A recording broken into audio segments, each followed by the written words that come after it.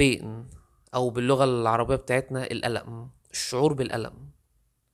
البشر مختلفين في كل حاجة، ألوانهم، أطوالهم، أشكالهم، أوزانهم، ثقافتهم، لغتهم، ولكنهم مشتركين في حاجة واحدة بس، وهي الألم. كل الناس مهما كانت ظروفهم بتتألم، كل الناس مهما كان وعيهم بيتألموا، كل الناس مهما كانوا جعانين أو شبعانين بيتألموا. الألم هو الشيء الوحيد اللي بيجمعنا كلنا كبشر، كلنا بنقدر نتألم. الألم ليه أنواع كتير وليه أشكال كتير جدا، وأنا إن شاء الله ناوي أتناولها في عدة فيديوهات، هعمل سلسلة طويلة عن الألم. ولكن النهاردة عايز أتكلم عن نوع معين من الألم كده، وهو الألم الدفين من الشعور بالذنب. يعني الضمير لما يحركك ناحية إنك تتألم وتتهوس بفكرة إن أنت إنسان بشع. مين فينا ما عندوش النقطة دي في حياته، في أي تصرف، مع أمك، مع أبوك، في دراستك، في شغلك، في حياتك، مع صديقك، مع صاحبتك، مع أي حد خلقه ربنا، مع البواب. مين ما بيحسش بتأنيب الضمير؟ مين ما عندوش الإنسان اللي يشعر ناحيته بالذنب؟ كلنا عندنا الإنسان ده، وعندنا الحالة المشتركة بتاعت الشعور بتأنيب الضمير تجاه شخص ما. طب لو جينا بقى نطور الفكرة شوية وخليناك تشعر بالذنب تجاه نفسك، تجاه نفسي. what do you mean about تجاه نفسي يا محمد؟ تقصد ايه بقى تجاه نفسي؟ اقصد ان انت تحس ان انت عملت في نفسك شيء مجرم، اذيت نفسك اذى قاتل، قضيت على نفسك ودمرتها بلا رجعة، بانك قربت من خطيئة من ابرز واكبر الخطايا في الكون، وهي قتل النفس البشرية. تومي ماجواير ممثل كبير جدا، ذو جهاز عصبي مشع قادر على التحول والانتقال من حالة لحالة بسرعة وبصورة غير الأخرى بسهولة. عمل فيلم في سنة من السنين كان اسمه براذرز، أو اللي هما الإخوات. كان بيشاركوا فيه النجم الكبير جيك ديكلهام، أو مش عارف بيتقال ازاي، أنا هحط لكم صورته انتوا عارفينه. وكان فيلم رائع جدا، كان قادر تومي ماجواير ان هو ياكل كل المشاهد لوحده، برغم ان كان معاه نجوم كبيره جدا، الممثله دي وجيك ومجموعه كبيره جدا من الفنانين.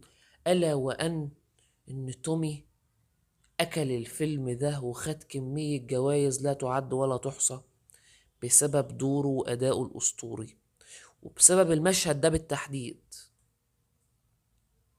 في المشهد ده كان واقف بيكلم مراته، بيقول لها انتي خنتيني، انتي عارفة انا عشان ارجع لك دلوقتي انا عملت ايه؟ انتي عارفة ايدي دي انا عملت بيها ايه علشان اقدر ارجع لك تاني؟ انتي عارفة انا عملت ايه؟ وكان في حالة من الألم المجنونة، كان في حالة من الألم والتضرر النفسي والحطام كارثية، اللي هو ارتكب جريمة قتل. الجماعة اللي كانت خاطفاه في الفيلم هو وأعز أصدقائه اللي لسه مخلف وطفله لسه رضيع، قالوا لهم قدامكم حل من الاتنين، يا انت تموته يا انت هتموته، وادوا لهم ماسورة. فصاحبه قرر ان هو ما يقتلوش، ولكن تومي عشان ضعف وعلشان كان نفسه يرجع لولاده ولمراته سليم، خد قرار ان هو هيقتله، وفعلا قتله بدم بارد. وربنا ستر وتم انقاذه، والكاميرا اللي كانوا مصورينه بيها وهو بيعمل الجريمه دي اتحطمت، ومحدش يعرف المعلومه دي خالص غيره هو.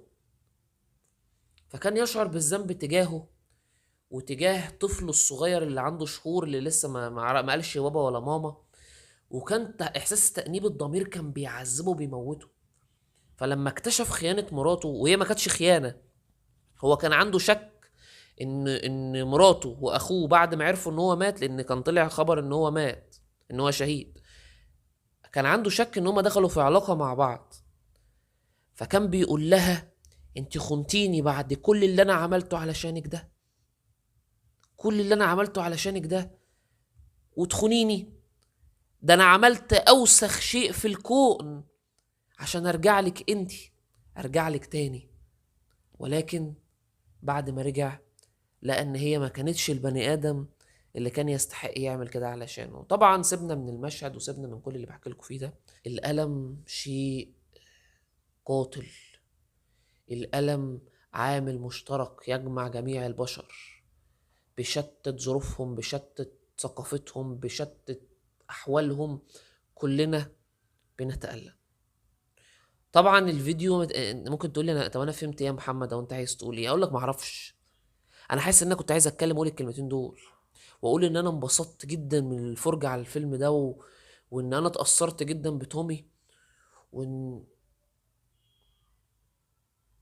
وان انت لازم تتفرج على الفيلم ده، انت لازم تروح تشوفه. وان شاء الله قريب هعمل لكم نسخه جديده من السلسله بتاعه الالم، هتكلم فيها عن شكل اخر من الالم عشان اعرفك ان انت مش لوحدك.